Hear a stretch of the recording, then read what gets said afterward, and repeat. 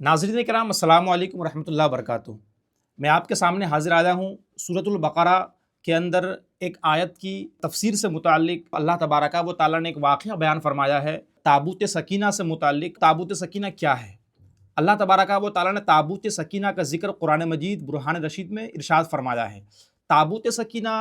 یہ در حقیقت میں شمشاد کی لکڑی کا بنا ہوا ایک صندوق ہے، اور یہ مقدس صندوق وہ مقدس صندوق ہے جس صندوق کے اندر اللہ تبارک و تعالیٰ نے اپنے انبیاء کرام اور اپنے رسولان اعظام کے تبرکات کو انہی کے ذریعے سے اس میں اللہ تبارک و تعالیٰ نے محفوظ فرمایا ہے۔ بتایا جاتا ہے کہ تابوت سکینہ کے اندر حضرت جناب آدم علیہ نبینا علیہ الصلوۃ والتسلیم کے کچھ تبرکات تھے، ان کے علاوہ جناب ہارون علیہ نبینا علیہ الصلوۃ والتسلیم کے امامہ شریف، اور ان کے علاوہ جناب موسیٰ علیہ نبینا علیہ الصلوۃ والتسلیم کے عصا، ان کی جوتیاں، اور ان کے علاوہ ان کے دیگر تبرکات تھے، یہاں تک کہ توریت کے کچھ تختی بھی اس کے اندر محفوظ کیے گئے تھے۔ یہ سارے تبرکات تابوت سکینہ کے اندر محفوظ کیے گئے، اور اس کے بعد جناب آدم علیہ نبینا علیہ الصلوۃ والتسلیم سے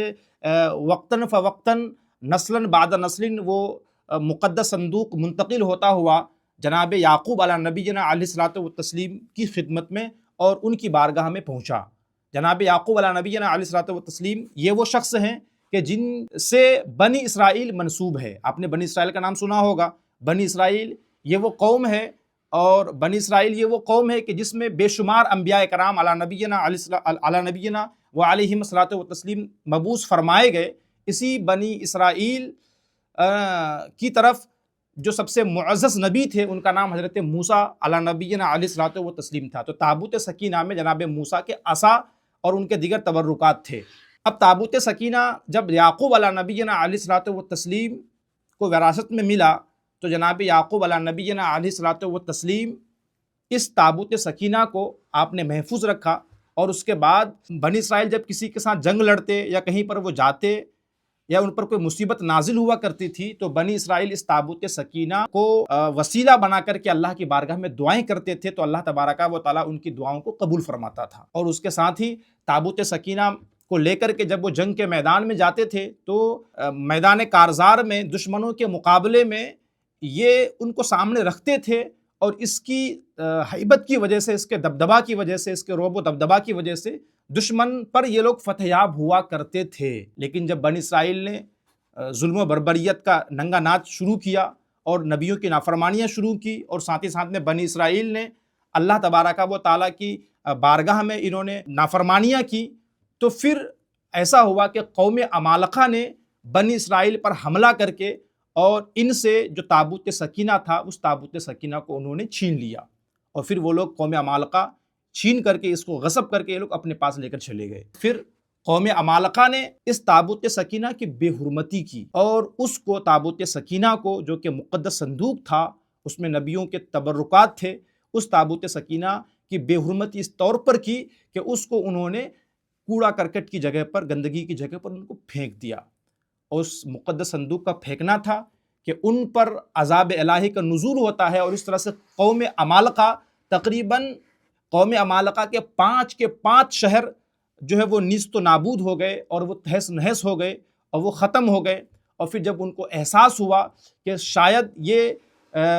تابوت سکینہ کی بے حرمتی کی وجہ سے اللہ کا عذاب ہے، تو پھر قوم عمالقہ نے بیل گاڑیوں میں لاد کر کے اس تابوت سکینہ کو بنی اسرائیل کی جانب روانہ کر دیا۔ جب بنی اسرائیل کے پاس دوبارہ یہ تابوت سکینہ پہنچا، تو اس وقت پہنچا جب کہ بنی اسرائیل کے ایک نبی جن کا نام طالوت تھا، طالوت جن کو ابھی بادشاہ بنایا گیا تھا حضرت شمویل علیہ الصلوۃ والسلام کے ذریعے سے، اور اس وقت بنی اسرائیل کے لوگ جناب طالوت کی بادشاہت سے وہ لوگ انکار کر رہے تھے، اور ان کی بادشاہت کو وہ تسلیم نہیں کر رہے تھے، نبی ہونے کو تسلیم نہیں کر رہے تھے۔ تو جناب شمویل علیہ نبینا علیہ الصلوۃ والتسلیم کی بارگاہ میں اس وقت یہ تابوت سکینہ دوبارہ پہنچا، اور اس کا پہنچنا تھا کہ پھر بنی اسرائیل نے تابوت سکینہ کے پہنچنے پر خوشی کا اظہار فرمایا، اور اس کے بعد وہ لوگ جناب طالوت کی بادشاہت کو انہوں نے تسلیم کیا۔ اسی کا ذکر اللہ تبارک و تعالیٰ نے، اللہ فرماتا سورہ بقرہ کے اندر، وَقَالَ لَهُمْ نَبِيُّهُمْ إِنَّ آيَةَ مُلْكِهِ أَن يَأْتِيَكُمُ التَّابُوتُ فِيهِ سَكِينَةٌ مِّن رَبِّكُمْ وَبَقِيَّةٌ مِّمَّا تَرَكَ آلُ موسیٰ وآلُ ہارون۔ یعنی ان کے نبی جناب شمویل نے فرمایا کہ اس طالوت کی بادشاہی کا نشان یہ ہے کہ تمہارے پاس وہ صندوق آئے کہ جس میں تمہارے رب کی طرف سے تمہارے دلوں کا چین اور جناب موسیٰ و ہارون علیہ السلام کی کچھ تبرکات ہیں۔ تو اللہ تبارک و تعالیٰ نے سورہ بقرہ کی آیت نمبر 32 میں اور پارہ نمبر 2 میں اس تابوت سکینہ کا ذکر بڑی تفصیل کے ساتھ فرمایا ہے، اور مفسرین کرام نے اس تابوت سکینہ کے بارے میں اپنی اپنی کتابوں کے اندر بڑی تفصیل کے ساتھ اس تابوت سکینہ کا ذکر فرمایا ہے کہ جو تبرکات اس میں رکھے گئے تھے۔ بتانے کا مقصد یہ ہے کہ تابوت سکینہ جس کو بنی اسرائیل اپنے لیے فتح و نصرت کا ضامن سمجھتے تھے، وہ لوگ اس کو